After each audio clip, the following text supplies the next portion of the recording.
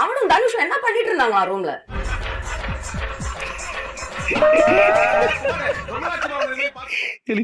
யாருல இருந்து எடிட்டர் இதெல்லாம் தப்புல, அதை பத்தி தெரியாம நம்ம இந்த மாதிரிலாம் போடக்கூடாதுல.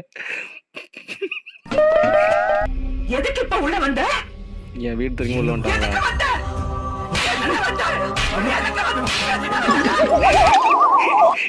எல்லாம் ஸ்பேக்லாம் பண்றியோ?